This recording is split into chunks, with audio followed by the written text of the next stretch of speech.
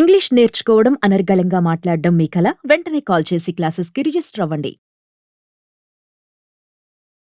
Suman TV ప్రేక్షకులకి నాగరఘు నమస్కారాలు. ఈ యొక్క కమర్షియల్ యాక్టివిటీస్ పెరుగుతున్న నేపథ్యంలో ముఖ్యంగా మిగతా ఇండియన్ పీనల్ కోడ్ అఫెన్సెస్ తో సమానంగా అదే సంఖ్యలో అన్ని న్యాయస్థానాల్లో పెరుగుతున్న కేసులు చెక్ బౌన్స్ కేసులు.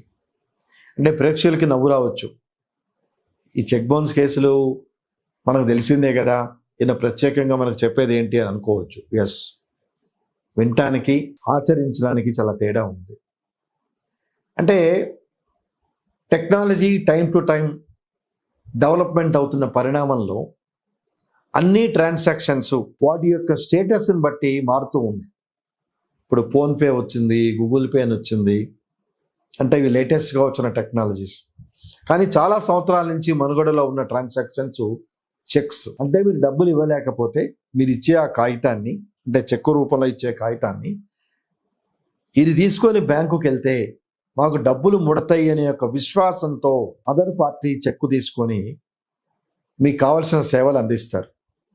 అంటే మీరు పర్చేజెస్ చేసినా కానీ, లేకపోతే బిల్డింగ్లు ల్యాండ్లు కొన్నా కానీ, బంగారం కొన్నా కానీ, ట్రాన్సాక్షన్స్ కొన్నా, మీరు ఎప్పుడైతే చెక్కు యాక్సెప్టెన్స్ అనేది అవుతుందో ఎదుటివాడు మిమ్మల్ని నమ్మి, అంటే మిస్టర్ సోన్సో ఇచ్చిన చెక్కు ఈ ట్రాన్సాక్షన్స్కి తాలూకు వర్కౌట్ అవుతుంది, బ్యాంకుకి వెళ్ళి నేను ఈ చెక్ వేసుకుంటే నాకు డబ్బులు వస్తాయి అనే యొక్క బలమైన నమ్మకంతో మీ దగ్గర చెక్ యాక్సెప్ట్ చేసి ఆ సేవలు చేయడం జరుగుతుంది. కానీ ఇటీవల కాలమే కాదు, చాలా ఒక 20 సంవత్సరాల నుంచి ప్రమాణమి కనుక తీసుకుంటే ఈ చెక్ బౌన్స్ కేసులు చాలా ఇబ్బందికరమైన సమస్యగా తయారవుతున్నాయి.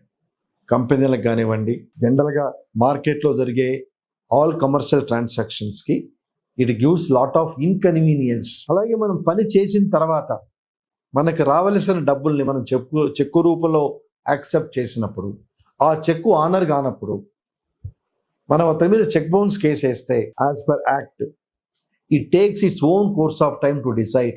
అదొక దౌర్భాగ్యం. అంటే మనం అతనికి కావాల్సిన సర్వీసెస్ ఇచ్చాం, లేదు అతను కొనుక్కోవాల్సి మన దగ్గర నుంచి కొనుక్కున్నాడు, లేదు అతనికి మనం గోల్డ్ ఇచ్చాం, అన్నీ ఇచ్చి జస్ట్ నమ్మకంతో అతను ఇచ్చిన ఒక కలర్ డాక్యుమెంట్ తీసుకొని, దట్ ఈస్ కాల్డ్ చెక్, బ్యాంక్లో ప్రజెంట్ చేసి అది డిజానర్ అయితే, ముఖ్యంగా చెక్కుకు తగినంత అమౌంట్ లేకపోవటం కానీ, సిగ్నేచర్ డిఫరెన్స్ ఉందని కానీ, అదే కరెక్షన్స్ ఉన్నాయని కానీ, జనరల్గా ఈ 3 రీజన్ కారణాలతోనే మేజర్గా చెక్స్ బౌన్స్ అవుతాయి. బట్ దీనికి సిస్టమ్ కల్పించింది. చెక్కు రిటర్న్ అయినప్పటి నుంచి, అంటే ఆ డేటు నుంచి 30 రోజుల లోపల చెక్కు ఇచ్చిన తనకి నోటీస్ ఇవ్వాలని డిమాండ్ చేయాలని ఇమ్మని, అలాగే నోటీస్ అందినప్పటి నుంచి 15 రోజులు టైం ఇవ్వాలని, ఆ 15 రోజులు టైం అయిపోయిన తర్వాత 30 రోజుల లోపల కేసు సంబంధిత మ్యాజిస్ట్రేట్ కోర్టులో వేయాలని చట్టంలో ఉంది.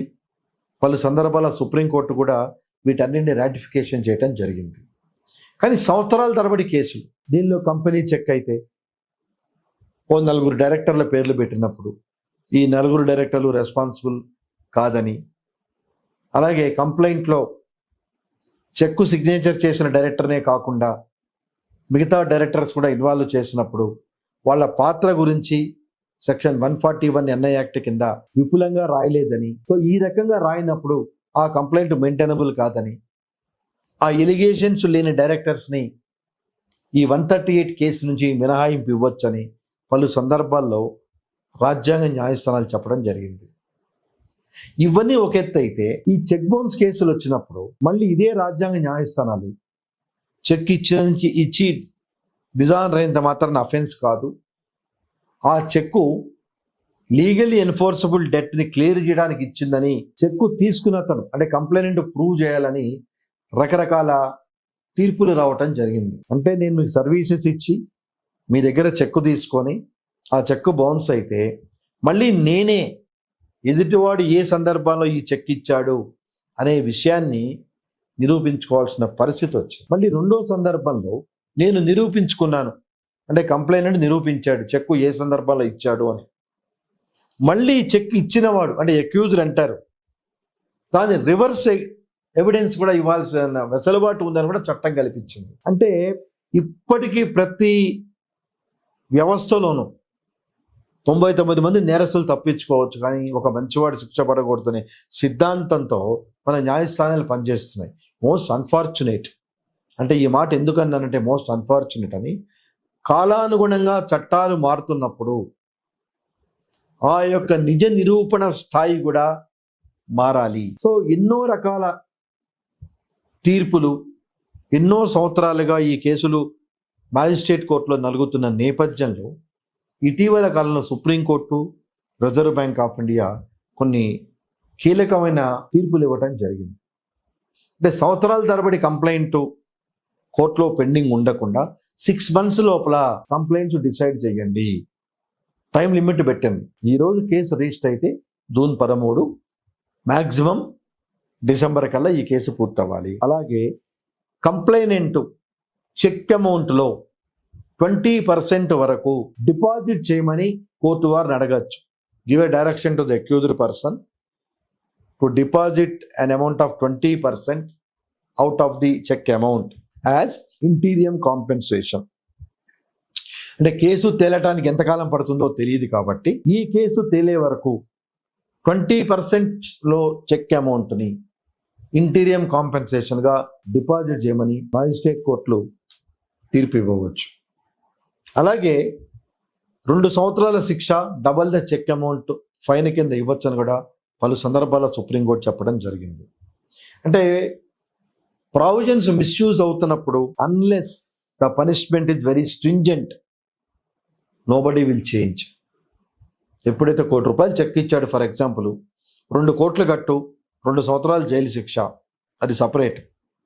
ఈ 2 కోట్ల అమౌంట్ కట్టే వరకు అతనికి బెయిల్ రాదు. అంటే అపీల్ చేసుకునే ప్రావిజన్ ఉన్నా అపీల్ చేసుకోవటానికి ఈ కోర్టు బెయిల్ ఇవ్వాలి. సో ఆ అమౌంట్ డిపాజిట్ చేయాలి. సో ఆ అమౌంట్ డిపాజిట్ చేసే బదులు డబుల్ ద చెక్ అమౌంట్ కంప్లైంట్కి ఇవ్వాల్సిన ₹1 ఇస్తేనే అతను వెసులుబాటు ఉంటుంది కదని ఆలోచించుకొని ఈ కేసులు ఎక్కువ పెరగకుండా చూస్తారనే ఉద్దేశంతోనే ఈ వెసులుబాటు సుప్రీంకోర్టు, ఆర్బీఐ గైడ్ లైన్స్లు ఇవ్వటం జరిగింది. సో లేటెస్ట్ సినారియోలో 6 నెలల లోపల చెక్ బౌన్స్ల కేసు డిసైడ్ చేయాలని, 20% ఇంటీరియం కాంపెన్సేషన్గా చెక్ అమౌంట్లో అక్యూజ్ని డిపాజిట్ చేయమని అడగాలని, అలాగే 2 years punishment, double the check amount, ఇవన్నీ కూడా కంప్లైనెంట్కి ఫేవరబుల్గా, అంటే మిస్యూజ్ ఆఫ్ ది చెక్స్ కాకుండా ఉండటానికి ఈ వెసులుబాటు కల్పించడం జరిగింది.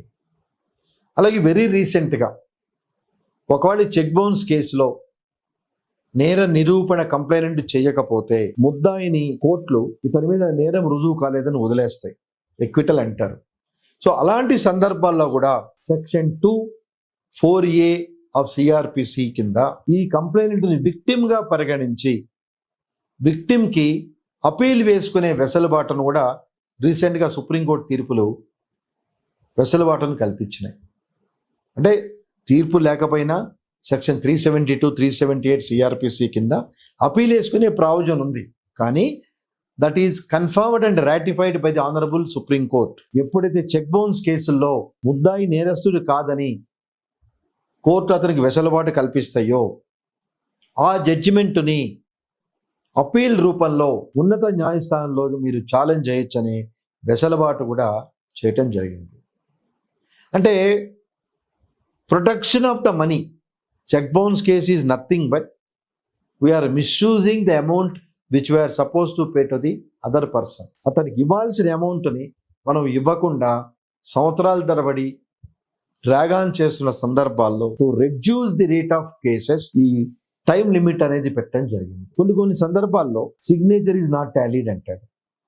సో దీన్ని కూడా కావాల్సుకున్న సిగ్నేచరు వేరే రకంగా పెట్టి జనాలు దాన్ని వెసులుబాటు తీసుకోవడం జరుగుతుంది. నేను మీ ముందు సంతకం పెట్టినప్పుడు మీరు అది నా చెక్, నేను పెట్టిన సంతకం అనుకుంటారు, ఎగ్జాంపుల్ చెప్తున్నాను. కానీ ఈ చెక్ బ్యాంక్లో ప్రజెంట్ చేసిన తర్వాత సిగ్నేచర్ నాట్ టాలీడ్ అని వస్తుంది. So with evil intention to defeat or to dishonour the cheque, వీటి తన సంతకం పెట్టకుండా సంతకం వేరే మార్చి పెట్టి చాలా సందర్భాల్లో నా చెక్కులు పోయినాయి అని పోలీసులకి, బ్యాంకుకి కంప్లైంట్ ఇవ్వడం జరుగుతుంది. బాగా గుర్తుపెట్టుకోండి.